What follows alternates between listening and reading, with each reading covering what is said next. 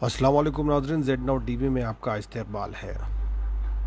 तेलंगाना के पेशतर मुस्लिम एडवोकेट ने मुतफ़िक़ा तौर पर ग्रेजुएट MLC इंतख़ाबात में TRS उम्मीदवारों के तायीद का ऐलान किया।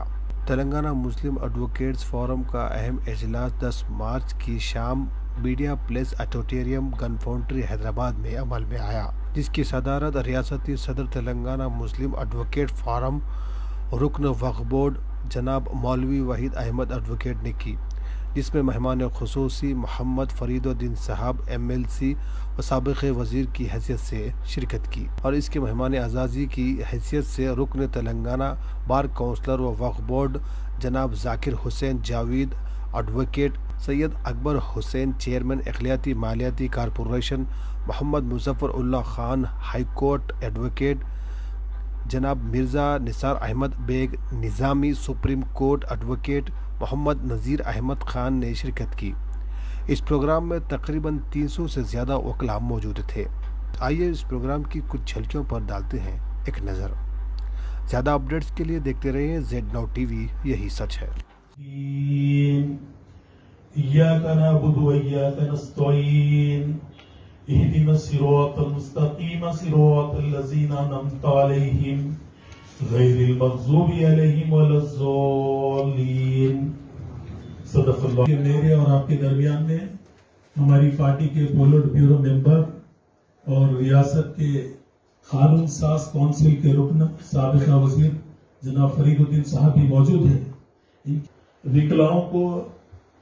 विकलांगों का बहुत बड़ा रोल रहा है, क्योंकि मेरे साथ भी कई साथी हमारे विकलांगदार के से मंसलिक और CM साहब से जो करीब लोग हैं, उनको बुलाकर यही कहना चाह रहा था कि हम करता हूं, क्योंकि तेलंगाना तहरीक के अलहदा उन्हें जब कोर्ट बाइकाट किया जाता था, ना सिर्फ कोर्ट बाइकाट होता था बल्कि यूनिवर्सिटीज के बच्चों को अरेस्ट किया जाता तो हम पुलिस स्टेशनों पर जाकर उनको छुड़ा कर लाते थे। जिनको रिमांड किया जाता था उनको बेल डालकर छुड़ाया करते थे। 12% तहफ़्फ़ुज़ात की जो बात आपने छेड़ी है, उसकी मुराद मैं ये कहूंगा कि मैं रियासत के वज़ीर आला कल्वकुंतला चंद्रशेखर राव साहब को सलाम करता हूं। एक ऐसा दौर था जहां पर हर जगह से बीजेपी आ रही थी। उस पीरियड में आपने दोनों ऐवानों में, असेंबली और काउंसिल में, न सिर्फ बिल को पास किया, दोनों ऐवानों में फुल मेजॉरिटी के साथ दोनों ऐवानों में पास करके अब ये तहफ़्फ़ुज़ात जो बढ़ाना है, ये मसला सेंट्रल गवर्नमेंट से रिलेटेड है।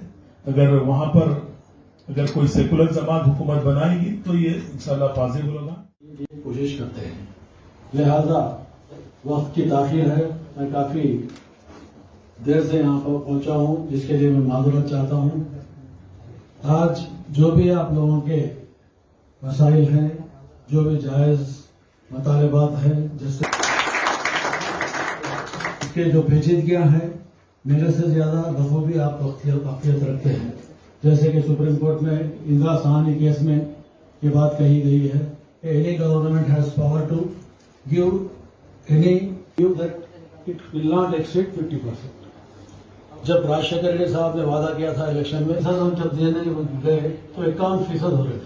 50% आप क्रॉस नहीं कर सकते, लिहाजा 1% इंशाल्लाह इस इलेक्शन में यहाँ पर फरीद भाई की सदारत में इंशाल्लाह पूरे हम लोग ग्रेजुएट इलेक्शन में TRS को वोट देंगे। इंशाल्लाह देंगे ना भाई? इंशाल्लाह देंगे ना? KCR साहब के हाथ मजबूत करेंगे ना? TRS को हम सब ग्रेजुएट इलेक्शन में फर्स्ट प्रेफरेंशियल वोट देंगे। इंशाल्लाह TRS को भारी मेजॉरिटी के साथ इंशाल्लाह जिता कर बताएंगे। आवाज दीजिए, आवाज दो, आवाज दो, आवाज दो। सेकुलर पार्टीज जिंदाबाद, सेकुलर पार्टीज जिंदाबाद, सेकुलर पार्टीज जिंदाबाद, सेकुलर पार्टीज जिंदाबाद। KCR साहब जिंदाबाद, KCR साहब जिंदाबाद, KCR साहब जिंदाबाद। आवाज दो, आवाज दो।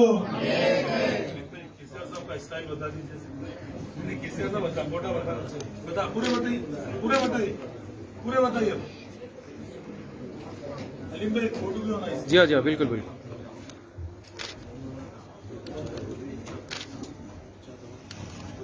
जज़ाकल्लाह तमाम मुअज़्ज़िज़ मेहमानों का।